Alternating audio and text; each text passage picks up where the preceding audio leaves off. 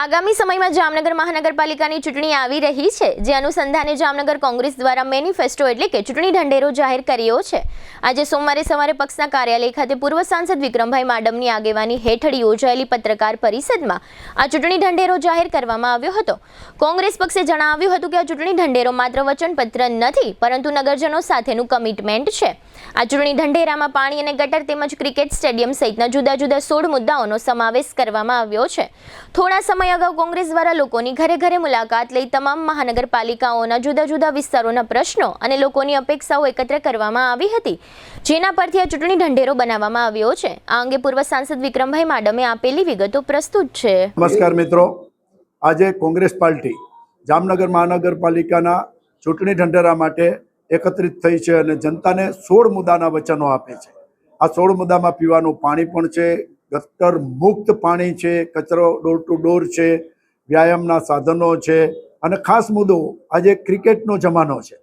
જામનગરની અંદર મહાન ક્રિકેટરો રણજી ટ્રોફી, દિલીપ ટ્રોફી જેના નામે રમાય છે એ જામનગરે આપેલી ભેટ છે। સલીમ દુરાની, વિનુ માકડ, અજય જાડેજા, રવિન્દ્ર જાડેજા જેવા વિશ્વ કક્ષાના જ્યારે ક્રિકેટરો જામનગરે આપ્યા છે। છેલ્લા 25-30 વર્ષથી આ ભારતીય જનતા પાર્ટીનું શાસન એ મહાનગરપાલિકામાં પણ છે, ગુજરાતમાં પણ છે અને 12 વર્ષથી આ કેન્દ્રમાં પણ છે। જામનગરને અન્યાય આ જગ્યાએ બીજા કોઈ પણ શહેરે જો આવું કર્યું હોય ને તો એને સોને મઢે, એને બદલે સામાન્ય નાના ક્રિકેટરોને રમવા માટેનું મેદાન પણ નથી। દર વખતે ખોટા વચનો, દર ચૂંટણીમાં ખોટા વચનો।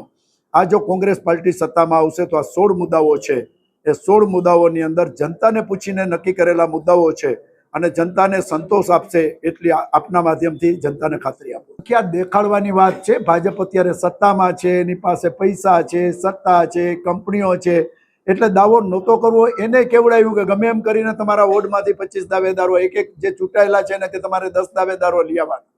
દાવેદારો ગમે એટલા હોય, છેલ્લે 64 ઉમેદવાર ભાજપના લડશે, 64 ઉમેદવાર કોંગ્રેસના લડશે અને નક્કી જનતા કરશે। દાવેદારો વધુ હોય કે ઓછા હોય મહત્વનું નથી, ઉમેદવાર 64 બે સમાવી શકે એમ છે। ભાજપ કોઈ 64 વાળા 100 ઉમેદવાર મૂકી શકે એમ છે, કોંગ્રેસ કોઈ 64 વાળા 32 ઉમેદવાર મૂકવાની છે। 64 ઉમેદવાર જનતાની વચ્ચે કોંગ્રેસ પોતાની વિચારધારા લઈને જશે અને જનતા નક્કી કરશે। બાકી આ પ્રોપેગન્ડા છે, પ્રોપેગન્ડા તો ટ્રમ્પે કરે છે, કાલે ઈરાન સમજૂતી કરી લેશે ને આજે કરી લેશે।